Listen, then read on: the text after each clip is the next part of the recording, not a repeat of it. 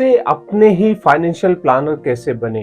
बहुत सारे लोग खुद से अपनी फाइनेंशियल प्लानिंग करना चाहते हैं, लेकिन उनको पता नहीं है कि क्या बेसिकली स्टेप्स हैं, क्या प्रोसीजर है एक इंडिपेंडेंट फाइनेंशियल प्लानर खुद के लिए बनना। और दूसरा, कैसे फाइनेंशियली फ्री हो सकते हैं। हमारी जो हार्ड अर्न सेव मनी है उसको हम कहाँ कहाँ यूटिलाइज कर सकते हैं। एफडी पता है, आरडी पता है, स्टॉक मार्केट भी पता है, लेकिन किस तरीके से हम उसको यूटिलाइज कर सकते हैं, क्या स्टेप्स हैं, बेसिकली आज उसी के बारे में बताऊंगा। ये क्वेश्चन बहुत दफा मुझसे पूछा जाता है, मैंने सोचा जिस पे एक वीडियो बना के आप लोगों तक बताता हूँ।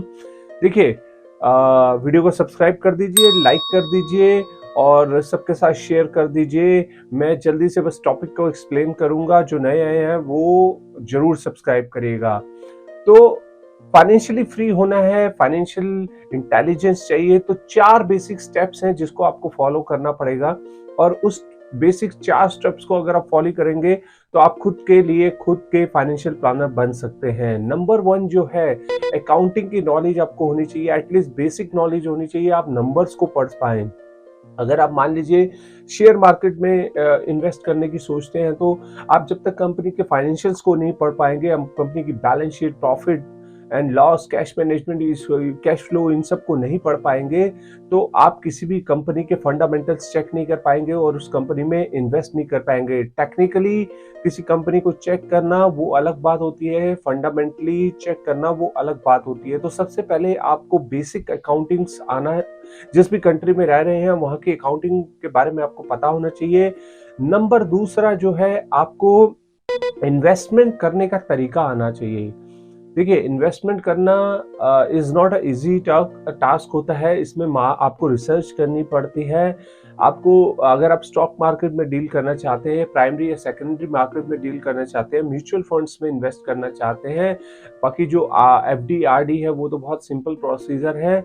आप ऐसे इंस्ट्रूमेंट्स में डील करना चाहते हैं तो आपको इन्वेस्टमेंट करने के जो टूल्स हैं, टेक्निक्स हैं, ट्रिक्स हैं, वो उसके बारे में आपको बेसिक नॉलेज होनी चाहिए। इसके लिए आपको थोड़ी सी रिसर्च भी करनी पड़ेगी, थोड़ी सी स्टडी भी करनी पड़ेगी। हो सकता है किसी मेंटोर को हायर करना पड़े आपको अपने ग्रूमिंग के लिए।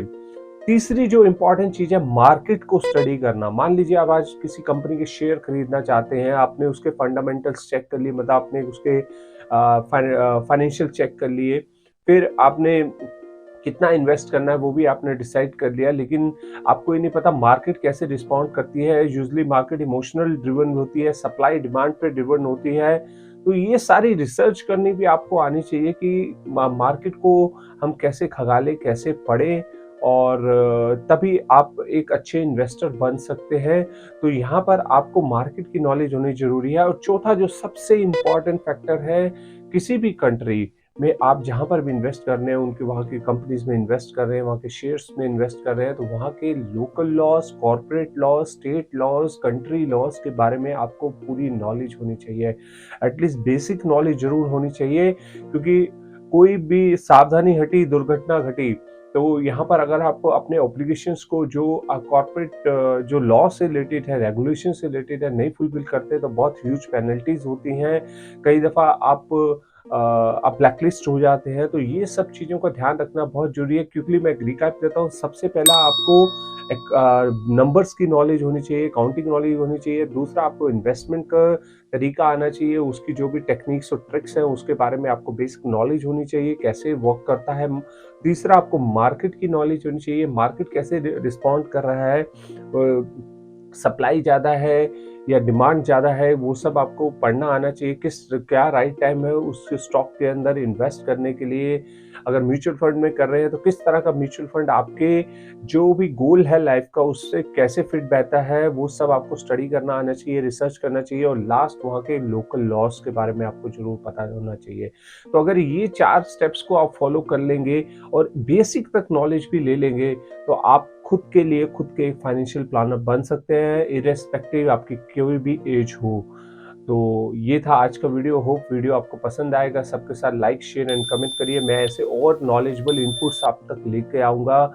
मैं ब्रीफ में वीडियो बनाता हूँ, क्योंकि बेसिकली इतना लेंथी वीडियो नहीं कर सकते यहाँ पर। तो thank you so much, take care of yourself, good bye.